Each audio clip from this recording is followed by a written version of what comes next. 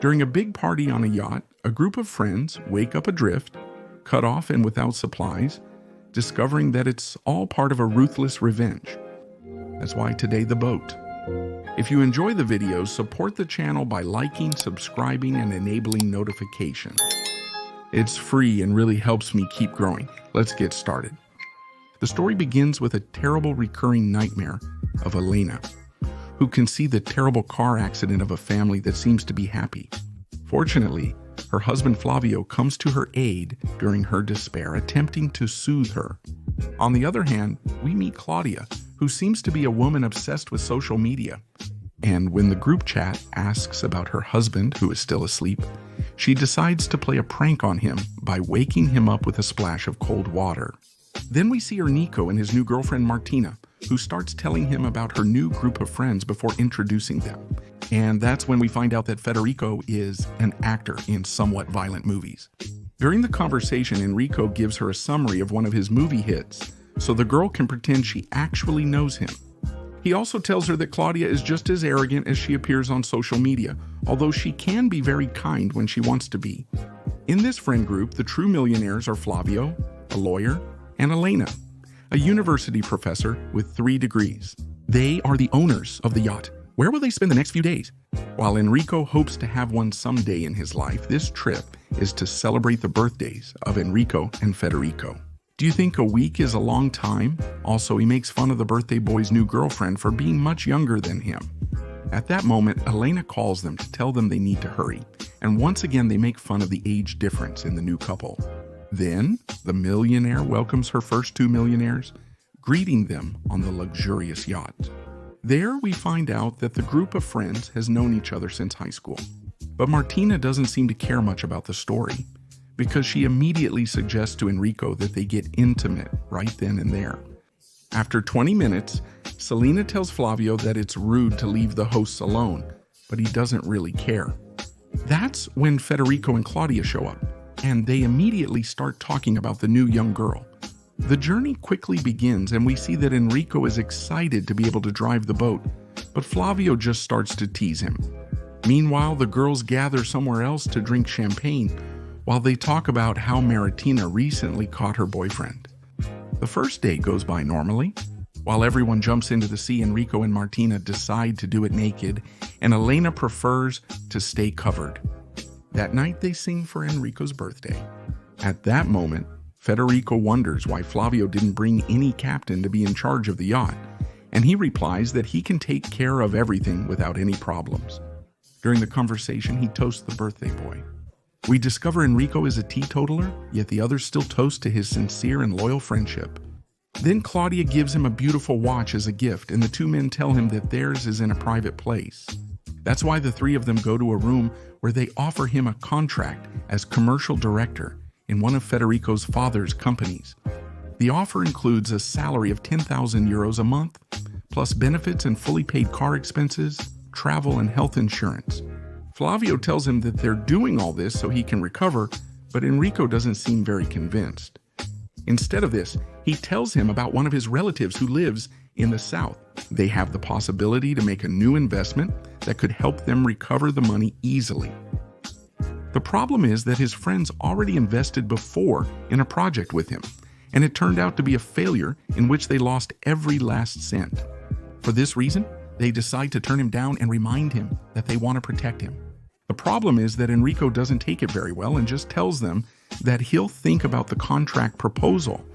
The party goes on with lots of dancing and alcohol. The hours go by as everyone has fun until dawn, when we see Elena wake up completely confused and very hungover. After throwing up, she looks around and discovers that she has sailed in an unknown direction, completely adrift. She immediately wakes up Flavio, who tries but fails to establish radio communication, causing him to become desperate. He hurries to the control room and admits to Elena that the situation is dire. He runs to look for the anchor but discovers that someone has thrown it into the water, and that's why they move from their location. Federico also wakes up completely drunk looking for Claudia, who is desperate because she can't find her phone. And Enrico tells Flavio that the lifeboat has disappeared with no other option. Flavio tells the others that they've been robbed because the storage is empty and the desalination plant was sabotaged. Also, the radio doesn't work and the flare guns have disappeared, so they're adrift and without supplies. After a while, everyone starts to analyze how it was possible that they were completely unconscious for hours. Then we find out that Federico gave them alcohol and some weed. Oddly, Enrico doesn't drink and Flavio doesn't do drugs, yet they were unconscious like everyone else. So the only explanation is that the thieves drugged them with something else. Even so, they wonder why sabotage the yacht when they could just steal everything valuable and leave? Flavio remembers that they're in a safe zone, and Federico starts to believe it's something political, while Claudio thinks it's a hidden camera prank for celebrities. The truth is, none of them are certain about what's happening. The only plan is to wait for another boat to pass by and offer them help. In the following hours, the boys try to fix the engine and eat some pieces of raw fish. The next day, Flavio manages to hear signals from a walkie-talkie. He quickly manages to establish communication with a stranger who tells him that these kinds of situations happen when a regular person wants to play at being a sailor and warns him that in his location he will only find sharks and mercenaries. Flavio asks him when they will come for them, since maritime law says so, but the man replies that the sea is different from what is written in his sailor manuals. Perfect. Things get murkier when the stranger calls him by his name and mentions each of the people who are with him, highlighting the name Enrico. The stranger, Emilio, reminds them that they are off the known navigation route, so rescue is unlikely. And he warns them that some of them might start experiencing withdrawal from drugs and psychotropics. He even messaged their families, impersonating them to give the impression that all was well. And he reminds them that they can survive a few days without eating, so it's not as serious as they think. Within seconds, Flavio spots another boat nearby. Right there is the kidnapper who is following their every move. And they make it clear to him that he is their only hope of survival. So he orders to speak with Enrico to ask him for the 6-digit security code because he wants to make a transfer from his account. The birthday boy says that he actually has the least money of all of them, and the kidnapper replies that he's talking about his Luxembourg account, where he has 1.6 million euros deposited. This impresses the rest of the group, and they start to wonder where he got so much money from. Flavio concludes that the issue is related to their past business investment, which likely failed. Without hesitation, Elena starts calling him a scammer, reminding Flavio that she always warned him they shouldn't trust him. This leads to an argument among everyone until Enrico reminds them that he has saved them before and tries to make it clear to Martina that he is not a thief. However, the girl, rather than trusting him, demands he give up the requested code, fearing for her life. So Flavio approaches him to tell him that the failed investment case is something from the past and that he should agree to their demands so he can be released. When the stranger contacts them again, he tells them that the transfer has been successful, so everyone celebrates. That's why he asks them to look to the south, where there's a supply box, and in the trash can there's gasoline so they can sail. When he hears this, Enrico gets upset because he thought that with the money transfer, the stranger would help them return to land. But the stranger tells him that he can't talk about loyalty and suggests choosing the best swimmer so they can go get the box.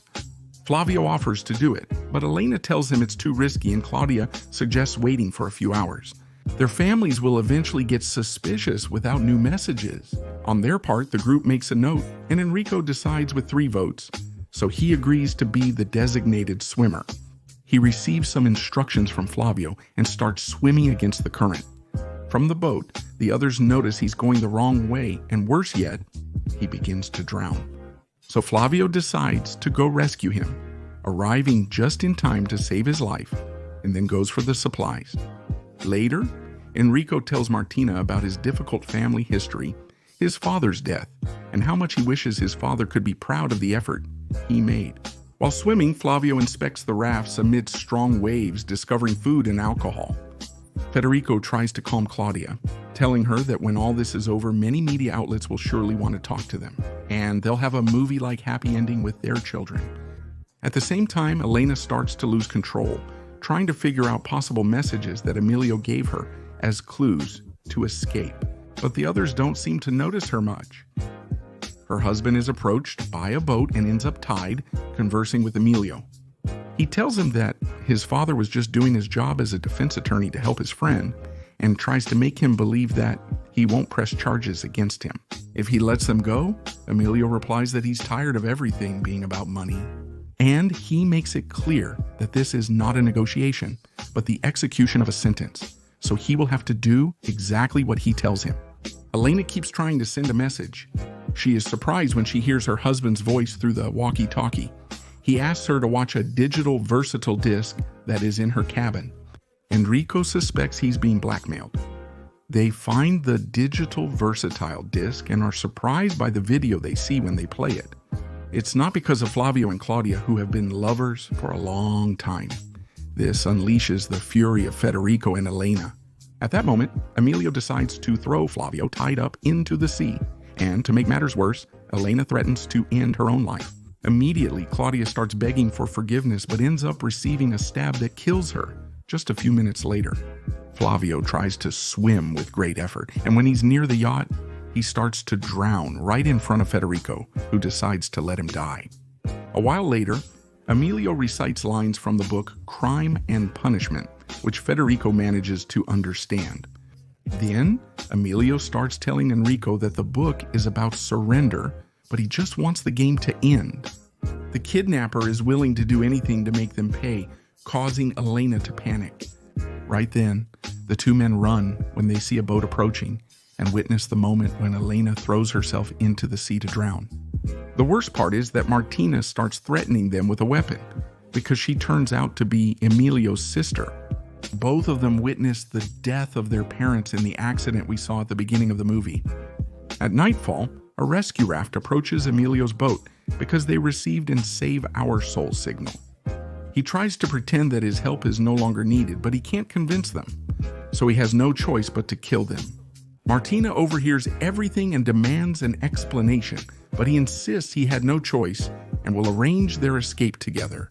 But Enrico distracts the girl, allowing Federico to injure her. Then he calls Emilio to tell him that his sister is dying and forces him to go to the yacht. In this way, he manages to kidnap him, reversing the roles. Federico drinks all the water, not sharing any with Enrico. And the villain takes the opportunity to say that this is typical behavior of a selfish millionaire. That's how we learn the whole story. Emilio says that his family was the happiest before the accident, which killed both his parents and the brother who was on the way. Despite the shock in his young age, he had to find a way to ask for help. And since they didn't have any family, they had to live in orphanages until they were finally adopted.